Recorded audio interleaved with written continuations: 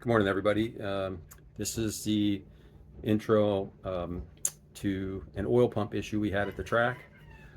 I did record some video over the week when we got home and we're diagnosing the problem. Basically, after the second pass, coming back on the return road, the oil pressure was only about 20 psi. And when I revved it, it still came up, but wasn't sure with these things. You might think you've cracked the block, or who knows. So first part of the video is when we got back from the track and I started diagnosing the issue. And then I'll splice in the second short video just to show the fix.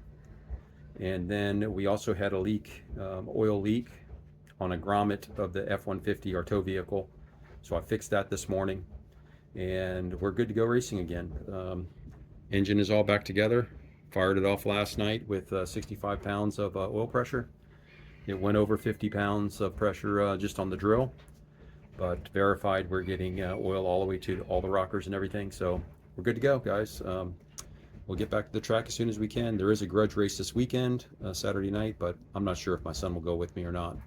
So anyway, it's back together.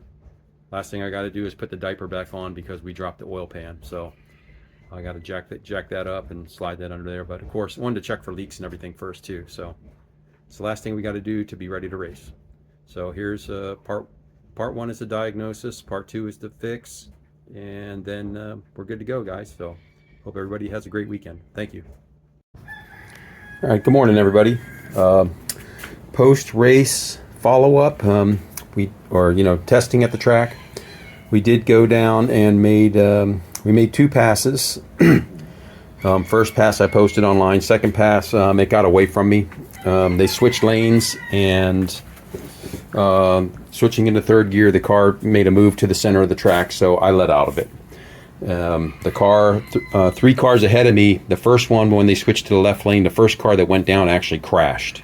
So I was a little nervous, not trying to be no hero driver. I don't want to put my stuff in the wall, so my car broke loose, made a move towards the center line, and I got out of it. So then the return road, I saw the oil pressure was dipping down, and it was still coming up when I revved, but I figured we got the oil hot sitting in the staging lanes and it thinned out some. So anyway, we waited to let the car cool down.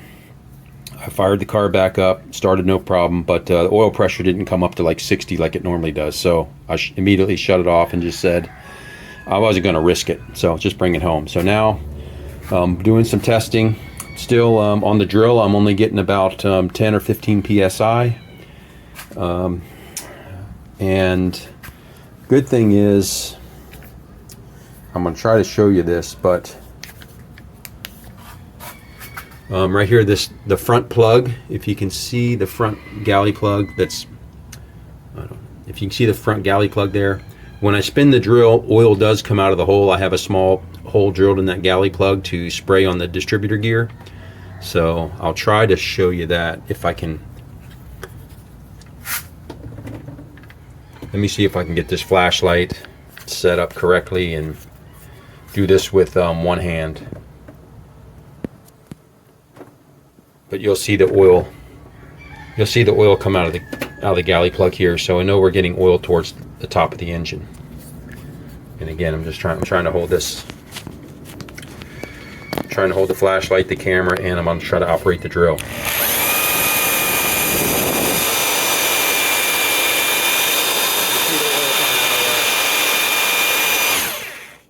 And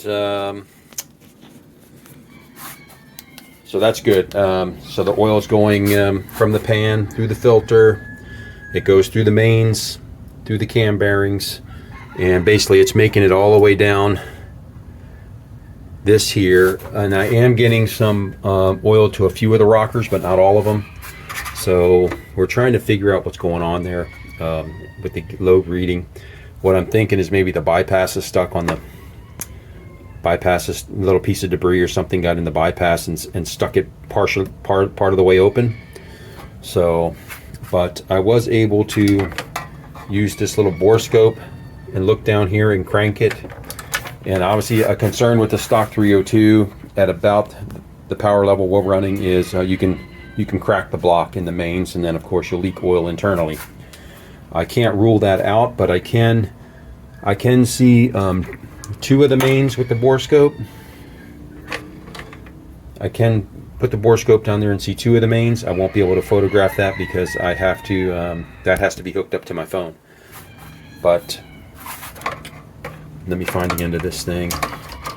But anyway, I was able to put this down here and look at the mains. I don't see any cracking on the mains that I can see, and I don't see any oil leaking. When I do spin it over, I can see oil dripping off the camshaft, you know, coming out of the cam bearing, so it's making its way up through the bottom. I don't think we heard anything, but we got to figure out what is stopping I'm not getting oil to all the rockers. So next thing will be to take all the rocker arms off and the push rods, and hopefully we don't have to pull the heads and take all the lifters out. But if we have to, it's not that big a deal. Just rather not mess with the headers if I didn't have to. And then from there, we're going to drop the oil pan. My son's going to come over and help me, so I think we're just going to lift the engine up, and maybe drop the K-member. I'm not sure, but we'll get this thing jacked up, and we can lift the engine up and drop the oil pan over the K-member and check certainly from there we can check all the see if there's any cracks in the main webbing or anything, but I don't see anything up here. Of course, I wanted to pull the intake and make sure nothing was, you know, cracked up top here, you know, down the lifter valley. I don't see anything there. And again, I do have oil coming to the top, and we do have some getting to a few of the lifters, but not, or a few of the rockers, but not all of them. So at least it's not totally dry up here, but the oil pressure did drop. So I am figuring it might be a problem with the bypass on the pump. So we'll keep you posted what we find out. I'm going to knock loose all these rockers now and push rods, clean everything up over here, see if there's any type of restrictions I can find, and then we'll go from there. I'm thinking we might pop out this crossover, but I mean, if oil's making it all the way up here, then we should be okay. I think this is the one that's the hardest to get oil to, and I know this actually right over here, like number 2 is getting the most oil right now. So I know oil's making it to the galley, so just don't know why it's not coming up top. So I'm going to continue to investigate, guys. I'll keep you posted. Thank you. All right, guys, had to drop the pan and figure out what was going on with the oil pressure, and I found it. It blew the gasket out, and this pump is a little loose. So I'm gonna have to Loctite that better and just replace the gasket, and we're good to go. So anyway, and you can get the pan out, even this Moroso, without even dropping the K-member.